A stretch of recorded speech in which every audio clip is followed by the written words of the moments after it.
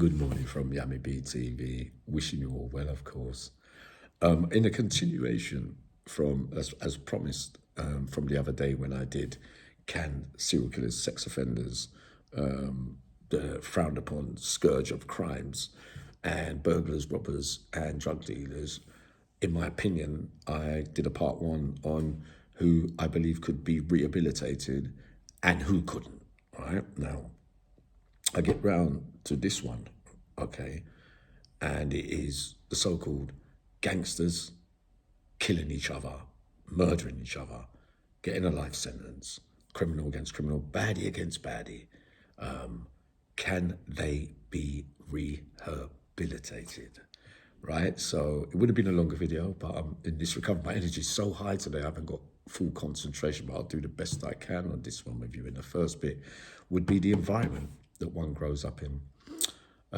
Many of our communities that are known to be criminal communities, where you grow up and all you see is and learn from are the people that are around you and are involved in a criminal lifestyle. You've got all different levels. You got the top tier, the big so-called names that have already been established by the things of their past, and maybe as they get older, they don't have to get their hands dirty, that they can get people to do it. They're that high up. And then you've got the other level that I was on the outside, where the burglars, the robbers, and who you look up to as role models to become that person that people like me became, seeing that burgling, robbing, the way they walk, the way they talk, and you pick up. It's like a little kid that watches his father or watches people he's watching, and he will look to see how you do it. He looks up to you.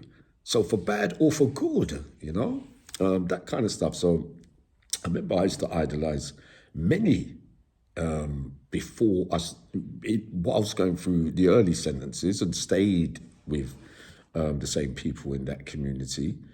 And then obviously the more time I got, the bigger name criminals, the bigger crimes that I hadn't been around too much.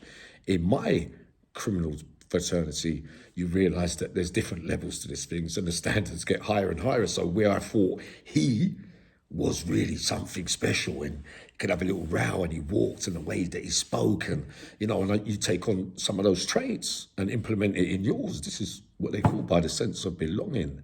And Tony Argent was the one person that was the only person that ever said it, I ever heard say it as it was, right? He spoke about the Walt Disney film Jungle Book, and he said, calls me King of the Jungle, right? Those that listen to the stories. And in the song with King Louie, he says, I want to be like you. When he's trying to con Mowgli, the human being little boy, he is a monkey, an ape, but he's king of the jungle. But he keeps saying, give me the secret about, I want to be like you, I want to walk like you. So very much the same when you're idolizing the wrong role models when you're growing up, right? So it seems like a good idea at the time. But Tony was right on that. I just wonder why he used to sing it. But you know what he means in the end, right? So in that life, when you get what the title in this, you see, is When Two Killers Meet, No One Wins, right? Johnny Dunford, rest in peace, was the first man I heard that. What he was saying was two like-minded gangsters or killers, in reality, because it always depends how far you want to go when feeling fear, disrespected, feeling like your peers are going to look down on you and anything that you signed up for by wanting to be a top tier criminal with a big name, all for the wrong reasons, but what you thought were the right reasons at the time. Anything to save face. So imagine, just to save face, if someone talks to you funny, some people just pull out there and blow your head off straight away. Other people can take a little bit of disrespect and walk off, but it'd be frowned upon by some people. It's all right for the hierarchy ones, because they've already done some things allegedly before they reach top tier, and the bigger ones over the years will be in a position to put hits out on people and that kind of thing, but not us lot, so to speak, when you're growing and trying to get to that stage, because you would have had to get your hands dirty at some stage to be a top tier. criminal. Let's have it right, right? So when the like-minded ones, because there's always someone that you may feel that you will go to the most extreme way of violence when challenged with someone who's a like-minded like you and is prepared to do the same as you, who doesn't like the thought of losing, doesn't want the criminal community to feel like you got the better of me or I got the better of you, vice versa, and kill or be killed principle. So, because you signed up to that life and those are the rules, I'm afraid that some were taught how to behave. Yeah? Because if it's your life, you think someone's of the same like-minded as you, you'll know that he's going to try and kill you. You could be having a physical battle, you could be, that, and you think, there's so many different ways to look at it, and they feel that the only way then is that I've got to kill you. Is it right or wrong? What do you do? Wait, in that life, not in normal life. Because in normal life, if you get disrespected and someone calls you names, when you walk away or you're a little bit frightened and say, listen, I don't want to know or whatever, normal people say, well done, you've done really well there.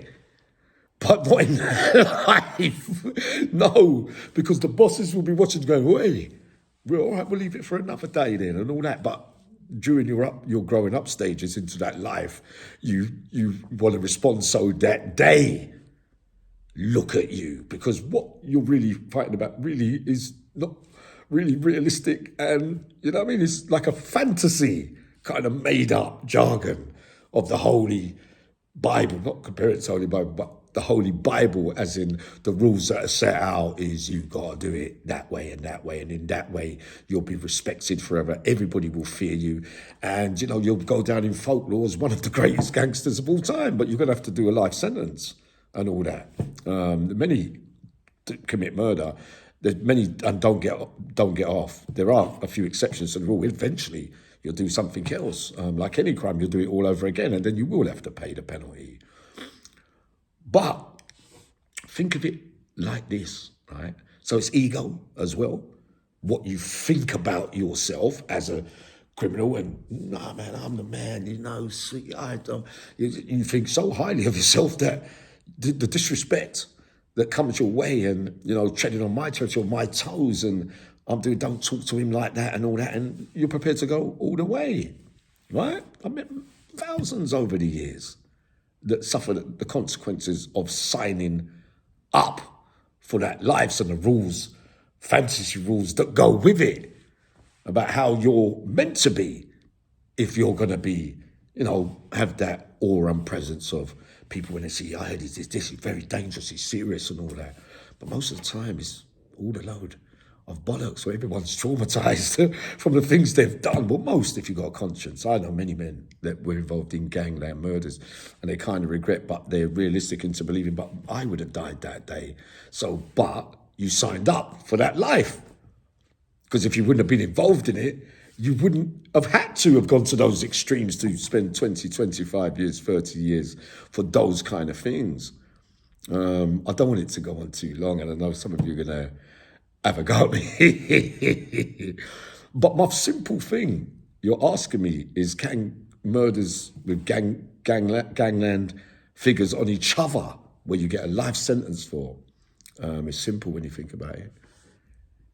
If you do your life sentence, if you stop believing in the rules that are set out in that Holy Grail criminal Bible that says you had to do it this way and do it that way, if you stop believing in the things that you believed in that set you out on that trail, once you do that, you're rehabilitated, because you won't be living by a fake set of rules.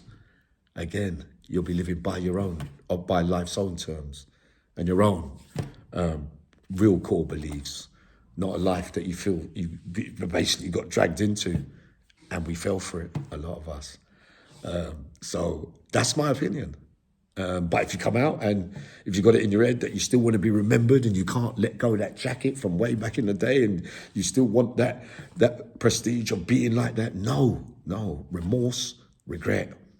Once you stop believing in what you believed in, and that's the difference, because the serial killers, rapists, no one ever signed up for all that. That was just in them. That's what I wanted to say.